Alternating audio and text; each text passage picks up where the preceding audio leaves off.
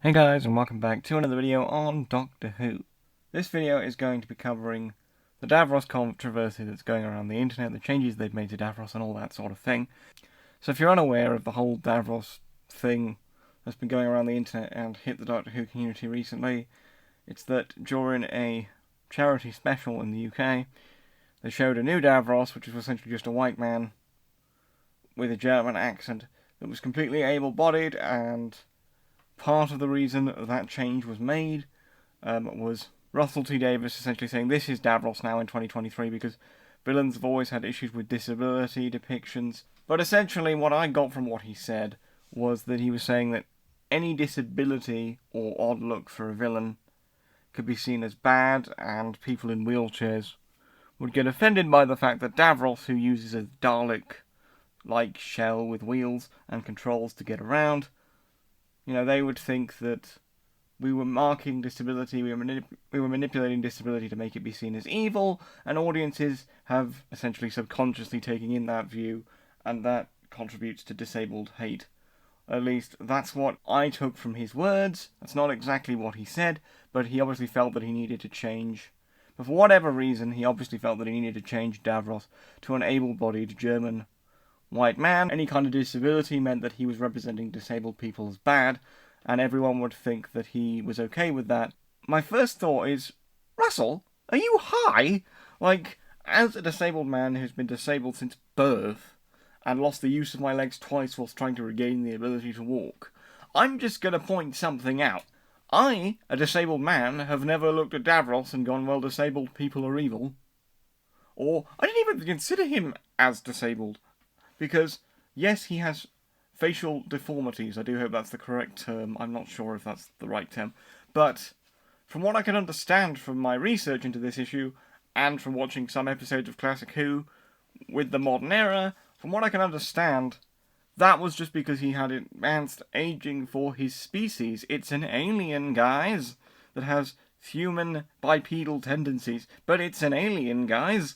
So he had advanced aging for his species, therefore he used the Dalek-like chair to get around because he was old as shit and couldn't move his legs as ably as a normal able-bodied person for his species would have been able to do. Just like when an old person in real life ages and they might have medical issues or issues with mobility in their legs that cause them to use a wheelchair some of the time, or a cane as an aid, or a walking frame, or a K-frame, or whatever else they may use to get about, because they're not classed as disabled, but they aren't as able-bodied as they used to be. There's a middle ground. Or perhaps they are classed as disabled because advanced aging means that they have become so, because our bodies wither over time. I don't get it. I can't make the leap that Russell T Davies is making in his own head here. Because I, as a disabled kid, never saw Davros and thought they're representing my community in an evil way. And people say, well, kids wouldn't pick up on the messaging. It's like, okay then, well if kids wouldn't pick up on the messaging, and kids who were worried about influencing from a young age to then pick up on said messaging, if you're saying that as a kid you wouldn't notice it, and you wouldn't pick up on the messaging, then what does it matter? It's like, well, the subconscious is the problem there. That's what everyone else would fight back with that argument. I'm going to point this out. Right, the subconscious, from a research point of view, is very qualitative, not quantitative, which means we can't qualify it with numbers. There's no full-on way of understanding it, or even understanding what on earth its role is, because it's unconscious and subconscious. From the unconscious mind into the conscious mind to perhaps dream states and dream work in therapy and all sorts of things like that. Can we even begin to interpret the messages of the unconscious? If our brains can't interpret them, then you trying to restrict messaging through a disabled villain will do nothing, because we don't know whether what messaging we're interpreting consciously is in fact unconsciously influencing things. So from a psychological point of view, this argument is reductionist, invalid, and very, very flawed. Going from the psychology point of view to the media and entertainment point of view, if you are expressing that that's how you associate that character as the writer of that character, you are expressing that either subconsciously or consciously, or at least consciously in your old age, you recognise that you have negative stereotypes about disabled people. In which case, that is your brain making that leap, nobody else's. Don't project onto fans what your brain is making in terms of a leap, Russell T Davies. Don't do that. Are you high? As a disabled man, this is my view on what Russell T Davies should do, if anything, if he was concerned about disabled representation in villainy, and there being a correlating link, right? This is what he should do. Leave old villains as they are, because that's how we know them, that's the iconography we recognise, that's what fans like. So leave Davros alone. He won't, he hasn't, I have to deal with that, but I'm still going to state my view as a disabled person, because I'm in the community he's saying will be thankful for this, and I don't know a single disabled person that gives an absolute flying fuck about this. I could be wrong, by all means. I'm not going to speak for all disabled people here.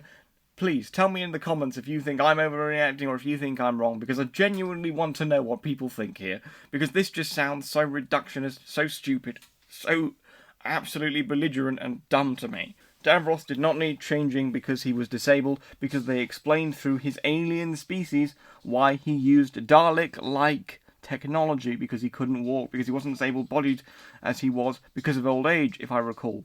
It wasn't because he was disabled or horribly disfigured through an accident and disability that he became what he was. And no disabled person is going to feel thankful that you've done this.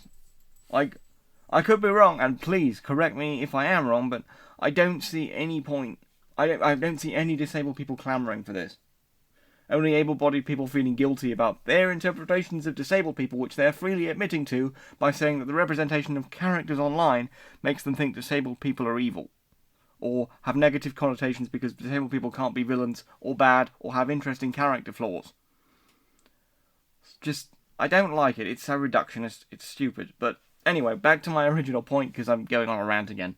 My original point that I was going to end on was this. What should Russell T Davies do if he is concerned about disabled representation? Make disabled villains. If you think it's relevant to their character and important to their character arc, obviously don't make them disabled or any kind of characteristics unless it has an importance to the story or whatever. And then make disabled heroes. Make a balance. If you think there's an imbalance because of cultural misappropriation or cultural misunderstandings in history in the West and wherever else, then make a balance. Make disabled heroes and make disabled villains. Ironically, he's already trying to address this balance with Shirley Ann Bingham, who's played by a disabled actress, and whom I'm going to do a character analysis on in coming videos relatively soon, probably like a day or two after this video is posted. So he's already addressing the balance. He's already doing the good thing if he's concerned about disabled representation. That in itself brings problems to mind that he needs to navigate as a disabled person that I can see, that I'm also going to talk about in a character analysis video on Shirley. But you probably already know my views on all of that if you have seen me do in-depth reviews of the recent specials. But what I'm saying is, this doesn't redress a balance. It doesn't cause a balance. If anything, you're just saying disabled people can't have character flaws, disabled people can't be interesting, disabled people can't be villains. Disabled people aren't inherently good. And the thought that the disabled people are inherently good and simplistic and pure is what's going to perpetuate even more ridiculous stereotypes, like how you talk to disabled people, how you have to kneel down and put your hand on their knee while you're talking to them as if they're 5 years old. If someone does that to me, I feel extremely uncomfortable. But if you want to get down on someone's level and have eye contact with them, check with them that that's what they want first. Do not treat disabled people as the same. Give them choice. Give them understanding. And explain. And disabled people are just disabled. Yes, brain damage can affect how you need to communicate, but communicate like normally, and then address the balance afterwards. Don't address the balance before and make assumptions that they can't understand you like a normal human being and shouldn't be treated like a normal productive member of society, which is kind of what this is doing. It's got able-bodied guilt vibes all over it. It's like, we can't have disabled people be the villain. And that gives to mind a whole different thing in entertainment media these days, where villains need to be fully understood. Villains need to have reasons for why they're disturbed. And sometimes that works, like when you have anti-hero characters like Deadpool, when you see what Ryan Reynolds' Deadpool goes through in the movie, and he's absolutely disturbed, you can understand why he might act in certain ways that he does, why he's mentally and physically, why he's mentally broken in the certain ways that he is. But that works for anti-heroes. Villains don't need redemption arcs. For example, Not all villains need redemption arcs and understanding in media, because it's media, it's not real. Like, come on. Like, for example, Harley Quinn. Alright, this is going to be a bit of a tangent, but now I've started, I'm not going to stop. Harley Quinn is wonderful video essays on YouTube and wonderful commentaries from mostly women, which is lovely to hear because they're speaking out and talking about the subject, on how Harley Quinn is a wonderful metaphor for abusive relationships and a wonderful cautionary tale to spot the signs if you read certain comics, and then understand what could happen if you stay in that dynamic or if you keep excusing that dynamic, thus causing them to seek help and feel like they can relate to a villainous character that's still done horrible things like torture Robin and things like that, but she's also... You can gain sympathy because you can see the elements of an abusive relationship. It warns people against staying in those relationships and encourages them to get out. I've seen women literally talk about how that character helped them.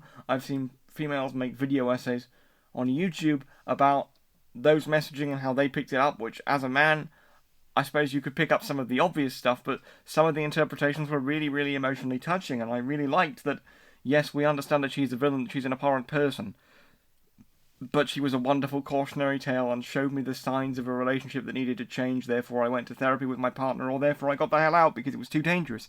And seeing that is lovely, you know? But they still understand, when they talk about this, they still put many warnings forth. They still understand that Harley Quinn is not something you should emulate, it's not something you shouldn't be that thing, you shouldn't want to be that thing, but you can have sympathy for a villain, or you can like a villain without wanting to be that villain. You don't have to be as disturbed in the head, nor should you become as disturbed in the head, but you can really learn lessons from a villain, you can really sympathise with villains rightly, whilst also knowing that they are despicable characters because they are designed to be despicable characters with interesting messaging woven in. Just because you show something, just because you demonstrate something on film, does not mean you want to be that thing. Just because people might like a character, does not mean they want to be that thing. Just because disabled people might be shown as villains does not mean they are. And if anyone thinks in that sort of simplistic reductionist thinking, to the point where you can't apply reason, brain power, or frankly basic understanding to understand thematic influences in media and understand where you can empathise with a villain, where you can sympathise with them, but where their actions are still wrong, or where, for example, someone going through a traumatic accident like Two-Face could leave them disabled in a way because of the physical disabilities or facial deformities or facial differences. I do hope I'm using the right terms here. I'm not claiming to be an expert on disabilities that I don't have, so if I've used the wrong terms I apologise, but I'm just very passionate about this because I find this subject ridiculous. I find the fact that Russell T Davies felt he needed to do this and should be patted on the back for helping disabled people, I find this passionately ridiculous, and I will keep talking about it because it's ridiculous. There is no logic to this. This is just an able-bodied person showing their guilt all over the place. But anyway, just because you represent disabled people as villains, and if you like them, and you're able-bodied, that does not mean I think as a disabled person that you, the able-bodied person watching Davros and thinking he is a good villain, think that all disabled people are villains. That does not affect how you treat disabled people in real life, because you have reason. And also, Russell T Davies has come out and said that Doctor Who isn't considered a kids' programme, in which case the subconscious influences should no longer be a problem, because he's not writing it as if it's a kids' programme, he's writing it with some seriousness in mind and some sci-fi in mind. If so, the subconscious influences of making a disabled person a villain, which Russell T Davies himself has talked about, thus doesn't want to make Davros a villain, that's disabled and thus has made the changes of making him an able-bodied German person, they shouldn't have much influence then, should they, Russell? Russell, are you high? This just is an able-bodied man feeling guilty about previous representations of disabled people in media, and now wondering if he'll be attacked by a mob. I'm not trying to attack Russell T Davies in this video, I'm just trying to say that personally as a disabled person, there is no offence in Davros. He is just a villain that because of his alien heritage looks a certain way, and because of his alien aging looks a certain way. And if anyone equates Dalek apparatus to a wheelchair, then my god, they have a mental problem and need to seek therapy immediately. Life's tough, get a helmet. Jesus Christ. Like, what the hell? Like, so are they going to say that all the Daleks that look like pepper pots, because they have wheels on them, are they going to say that they're electric wheelchairs? Do we have to change the entirety of the Daleks too? And people go, oh, come on, you're exaggerating for effect. Of course I'm exaggerating for effect, because I want to make you see that this is the dumbest thing they've ever done. And personally, as a disabled person, I see no offence in Davros. I don't assume that able-bodied people that write Davros in this way think that disabled people are villains, and I don't assume that anyone takes subconscious messaging into effect and thinks that disabled people can't look after themselves. Yes, there are disabled stereotypes in the world, and yes, disabled people have to fight them day in, day out, and it can be hard, but Davros is not one of them, in my opinion. Again, if you think I'm wrong, tell me why you think I'm wrong in the comments. Let's get this going, because if I am on the outlier of my own community here, I'm interested to know why you think that. Maybe you can change my mind. I'm not set in stone here, but it's just, ever since I've seen this, I cannot make the logic leaps that Russell T Davies and other people praising him for this decision are making. And as far as I can see, the people praising him are able-bodied people, which to me, when they talk about this subject, it's just like, this is to do with disabled people. At least consult them on this. Because I have not seen any consulting of disabled people during this issue. Again, if I'm wrong, if I'm misinformed, tell me in the comments. I'm happy and open to learning what everyone thinks. I'm happy and open to learning if you think I'm in the wrong. But I cannot see the logic leap here, and Russell T Davies' logic leap for Davros to me is like, this is your own mind making those leaps, this is your own mind showing your own prejudices here, and the guilt of that is why you've done this. And it's stupid. I don't think that anyone who likes Davros' old interpretation hates disabled people or thinks negative things about them because they've seen Davros on TV. Russell T Davies, you're already doing something for this issue. You're already trying to address the balance with people like Shirley and Bingham on the hero side. You do not need to readdress the villain balance because frankly there was nothing wrong with Davros in the first place. But if you want my opinion, here it is in complete, basically unedited form by the time this video is out because it's just a rant that I'm going to post. If you want to address the balance, just make more disabled heroes and then make equal amounts of disabled villains, because any disabled representation is good. But also, if anyone thought that a Dalek was a representation for a wheelchair, then no, I never thought that. I don't know anyone who does think that. It's just dumb. And if anyone does think that, explain to me why you think the symbolism came from. And if there's real writers saying that the symbolism came from there, I'm just like, okay, but that doesn't make your prejudices are projected onto your creations. Like, I don't feel prejudiced for watching Davros, and I don't think any able-bodied person is either. And if any able-bodied person is feeling guilt and is clapping like seals at Russell T Davies for what he's done to Davros, I'm just like, I'm sorry, I can't make that leap. Again, if you think I'm wrong, tell me in the comments. But I've talked about this for far too long. I'm sorry I went off on a rant there, but I'm really passionate as a disabled person about this subject, and that I think Davros did not need to be changed. There was no stereotyping between disabled people and him, in my opinion. They explained it through his alien physiology, why he was like that, why he was using Dalekanium and a Dalek chair to get around. And Daleks are not substitutions for wheelchairs. I will keep saying it until people get it in their heads, because I think it's the dumbest thing I've ever heard. But anyway, that's the end of the video. Sorry for the rant.